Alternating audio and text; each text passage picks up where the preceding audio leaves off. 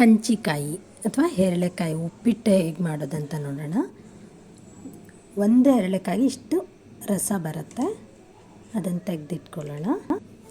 ಅದಕ್ಕೆ ಬೇಕಾಗೋ ಪದಾರ್ಥಗಳು ಕಡಲೆಬೇಳೆ, ಉದ್ದಿನಬೇಳೆ, ಜೀರಿಗೆ, ಸಾಸಿವೆ ಎಲ್ಲ ಒಂದೊಂದು ಸ್ಪೂನು, ಕಾಯಿ ತುರಿ, ಹೆರಳೆಕಾಯಿ ರಸ.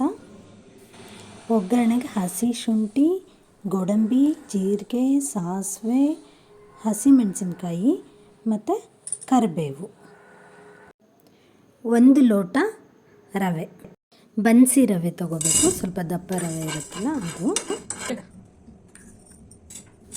ಕಡಲೆಬೇಳೆ, ಉದ್ದಿನಬೇಳೆ, ಜೀರಿಗೆ ಮತ್ತು ಸಾಸಿವೆ ಇಷ್ಟನ್ನು ಫ್ರೈ ಮಾಡ್ಕೊಳ್ಳೋಣ.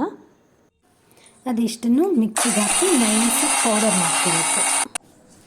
ಈಗ ಅದೇ ಮಿಕ್ಸಿ ಜಾರ್ಗೆ ಕಾಯಿ ತುರಿ, ಉಪ್ಪು, ಸಕ್ಕರೆ, ಕಂಚಿಕಾಯಿ ರಸ ತೆಕ್ಕೊಂಡಿರ್ತೀವಲ್ಲ ಅದು, ಒಂದು ಅರ್ಧ ಲೋಟದಷ್ಟು ನೀರನ್ನ ರುಬ್ಲಿಕ್ಕೆ ಹಾಕ್ಕೊಂಡು ರುಬ್ಬಿ ಇಟ್ಕೋಬೇಕು. ಈ ಕಡೆ ಇನ್ನೊಂದು ಪಾತ್ರೆಯಲ್ಲಿ 2.5 ಲೋಟ ನೀರು ಬಿಸಿಗಿಡಿ.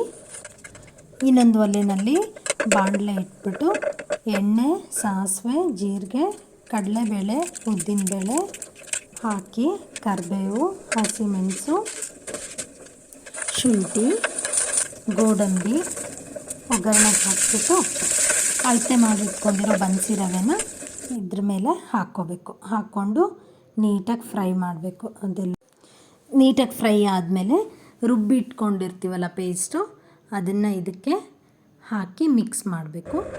ಮಾಡಿದ್ಮೇಲೆ ಕುದೀತಾ ಇರೋ ನೀರನ್ನು ಇದ್ರ ಮೇಲೆ ಹಾಕಿ ಚೆನ್ನಾಗಿ ಕೈ ಆಡಿಸ್ಬೇಕು. ಮೇಲೆ ಕೊತ್ತಂಬರಿ ಸೊಪ್ಪು, ತುಪ್ಪ ಹಾಕಿ ಸರ್ವ್ ಮಾಡಿ. Very tasty.